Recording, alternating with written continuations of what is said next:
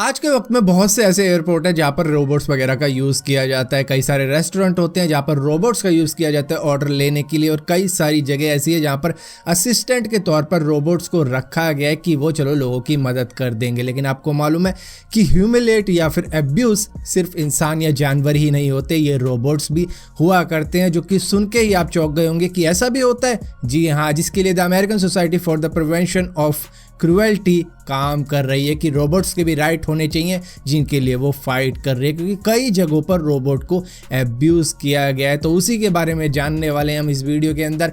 मेरा नाम है भारत शर्मा, आप देख रहे हो इसको। आशा करता हूँ आज का दिन आपको बहुत अच्छा बीत रहा होगा।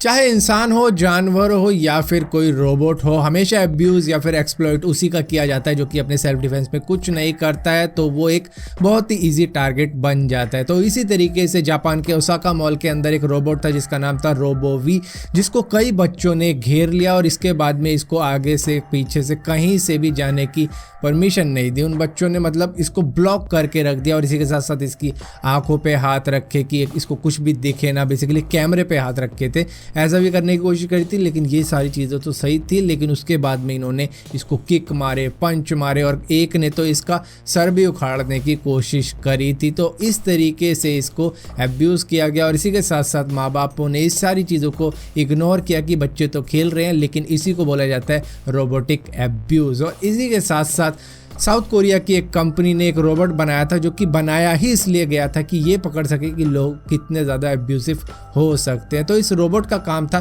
कि अगर कोई इसको पंच मारे, किक मारे, तो ये छुप जाता था। तो इस तरीके से इतने लोगों ने इसको किक मारी, पंच मारे कि ये छुपा ही रहा और बाहर निकला ही नहीं अपने शेल से। अब इसी तरीके से एक एक्सपेरिमेंट के लिए कि रोबोट से इंसानों का किस तरीके का रिश्ता रह सकता है, एक हिचबॉट तैयार किया गया जो लोगों से लिफ्ट ले लेके किसी भी कंट्री के अंदर कितना घूम सकता है ये देखा गया। जहाँ पर नीदरलैंड के अंदर ये पूरा घूमा और इसी के साथ साथ जर्मनी के अंदर पूरा घूमा, कनाडा के अंदर, लेकिन जैसे ही ये यूएस के अंदर एंटर हुआ, वहाँ पे सिर्फ 2 हफ्तों में ही इसको तोड़ फोड़ के बिल्कुल ख़त्म कर दिया गया। इसके हाथ हटा दिए गए, इसकी मुंडी तोड़ दी गई और किसी ने ऐसा किया था जिसके बारे में मालूम ही नहीं चला। हालांकि इसकी लोकेशन इस तरीके से मालूम की जाती थी कि इसमें एक जीपीएस लगा होता था और उससे पता लगता था कि अभी ये किस जगह तक पहुंचा है, जहां पर ये बिल्कुल ख़त्म कर दिया गया था यूएस के फिलाडेल्फिया के अंदर। अब यहीं पर बात करते हैं एक अलग टाइप की रोबोट के बारे में जिसका नाम है समांथा, जो कि रियलिस्टिक लुकिंग वुमेन का रोबोट है, जो कि 2017 में ऑस्ट्रिया के आर्ट्स इलेक्ट्रॉनिका फेस्टिवल के अंदर लोगों के लिए अलाउड कर दिया गया था कि इसको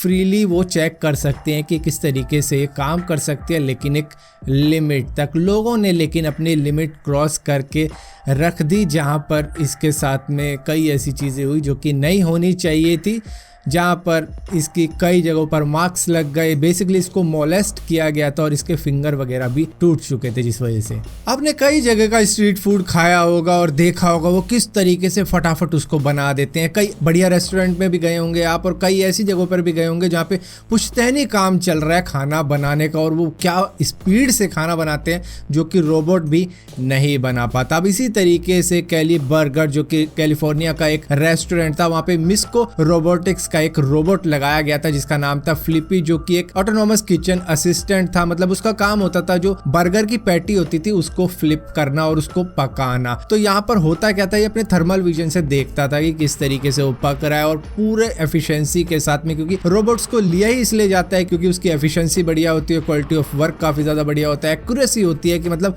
हर चीज आपको एग्जैक्टली सेम ही पकी हुई मिलेगी। तो उस तरीके से काम करता था और वो पैटी को फ्लिप करता था। लेकिन जिस तरीके से इंसान फटाफट काम करता है उस तरीके से इसका काम नहीं था, बहुत ही स्लो काम करता था, जिसकी वजह से इसको सिर्फ 2 दिन का यूज करने के बाद में फायर्ड कर दिया गया था और सस्पेंड कर दिया गया था कि इसको यहाँ पे तो कभी यूज नहीं करेंगे हम। आपको कई जगहों पर रिपोर्टर्स वगैरह मिल जाते होंगे किसी चैनल के लिए इंटरव्यू करते हुए या फिर लोगों की ओपिनियंस जानने के लिए कि भैया आपका क्या विचार है इस इशू के ऊपर। तो उसी तरीके से 2016 में मॉस्को के अंदर एक रोबोट था जिसका नाम था प्रोमोबोट, जो कि एक रैली के अंदर पॉलिटिकल ओपिनियन जान रहा था लोगों के। बेसिकली एक सर्वे कर रहा था जहां पर वो पार्लियामेंट्री कैंडिडेट के बारे में जानना चाह रहा था लोगों के ओपिनियंस, जिसके बाद में वहां वहां पर पुलिस आई और इस रोबोट को अरेस्ट कर लिया। लेकिन अगर इसी की जगह पर कोई रिपोर्टर होता तो उसको कहा जाता कि तुम यहाँ से चले जाओ, ये सब चीजें तुम नहीं कर सकते। अब रोबोट को क्या मालूम पॉलिटिक्स के बारे में, बेसिकली वो तो एक सर्वे कर रहा था, लेकिन फिर भी उसको अरेस्ट कर लिया गया था उसके काम करने की वजह से। दुनिया में बहुत सी ऐसी कंट्री है जहाँ पर इलीगल शिकार चलते हैं और उसको रोकने के लिए कई कंट्री बहुत सी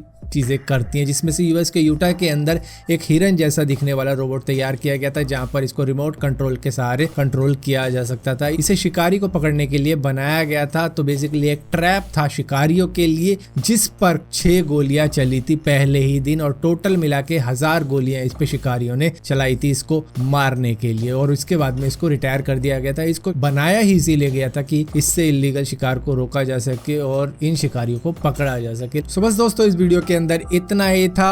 और इस तरीके से लोगों ने अब्यूज किए हैं रोबोट्स को, और इससे भी कई बुरी चीजें की हैं जो कि शायद इस वीडियो में बताई भी नहीं जा सकती। लेकिन यही कह सकते हैं कि इनमें कोई फीलिंग तो होती नहीं, इनको दोबारा से बनाया जा सकता है और इसी के साथ साथ पेन भी नहीं होता इनको, इनको कोई दर्द वगैरह होता नहीं है। बस यही चीज़ें कुछ कहती हैं कि इस टॉपिक के बारे में क्या ज़रूरत थी वीडियो बनाने की। लेकिन फिर भी the American society for the prevention of cruelty इनके राइट्स के लिए भी फाइट कर रहे हैं, तो इस वजह से मैंने ये सारे टॉपिक आपके सामने लाए। लेकिन पसंद आए तो लाइक करना, अगर नहीं पसंद आए तो डिसलाइक करना, और इसी तरीके की और वीडियो देखने के लिए चैनल को सब्सक्राइब करना, और सब्सक्राइब किया है तो बेल का आइकॉन जरूर दबाना, वरना आपको मालूम भी नहीं चलेगा कि मैंने कोई वीडियो डाली भी है।